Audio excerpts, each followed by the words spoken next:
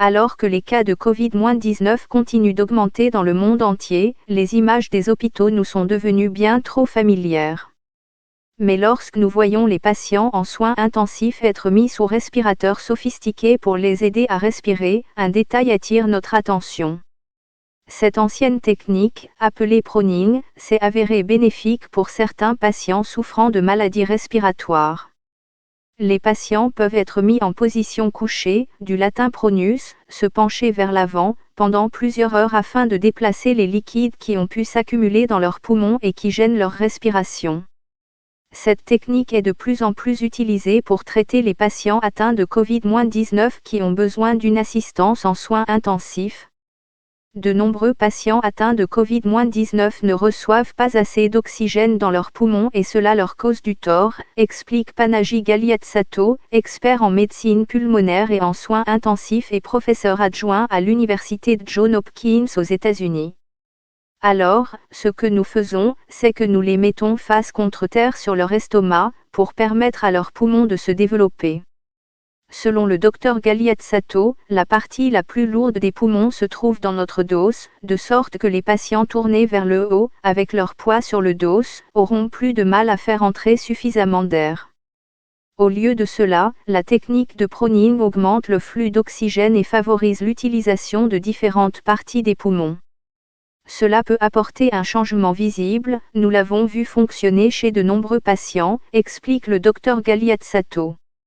En mars, l'Organisation mondiale de la santé, OMS, a recommandé la mise en place d'une technique de proning pour les patients adultes atteints du syndrome de détresse respiratoire aiguë, SDRA, pour une période de 12 à 16 heures par jour. L'OMS a déclaré que cette technique pouvait être envisagée pour les enfants, mais qu'elle nécessiterait des personnes formées et des compétences supplémentaires pour être pratiquée en toute sécurité. Une étude de l'American Thoracic Society, basée sur 12 patients atteints d'un SDRA grave lié au Covid-19 et admis à l'hôpital chinois de Wuhan Jinyantang en février, a révélé que les patients qui ne passaient pas de temps en position couchée avaient une capacité d'expansion pulmonaire plus faible que ceux qui l'étaient. Mais bien que cela semble être une procédure simple, le proning s'accompagne de complications potentielles. Mettre les patients sur le ventre prend du temps et nécessite un certain nombre de professionnels expérimentés. Ce n'est pas facile. Il faut 4 ou 5 personnes pour le pratiquer efficacement, explique le Dr Galiatsato. Cela peut s'avérer difficile dans les hôpitaux qui manquent de personnel et qui doivent faire face à une augmentation exponentielle des admissions de Covid-19. L'hôpital de Johns Hopkins, selon le Dr Galiatsato, a mis en place une équipe dédiée à la technique du proning, en réponse au nombre croissant de patients atteints de coronavirus. Ainsi, si les patients atteints de Covid-19 sont dans une unité de soins intensifs où le personnel n'est pas habitué à ce genre de procédure, il peut appeler l'équipe de spécialistes qui placera le patient en position couchée. L'obésité est l'une de nos plus grandes préoccupations. Nous devons également faire attention aux personnes qui ont des blessures à la poitrine et aux patients qui ont un tube de ventilation ou un cathéter. La technique a également été liée à un risque accru de crise cardiaque et peut parfois entraîner l'obstruction des voies respiratoires. Les avantages de la technique de proning ont été observés pour la première fois au milieu des années 1970. Mais ce n'est qu'en 1986 qu'elle est devenue une pratique courante dans les hôpitaux du monde entier, selon les experts.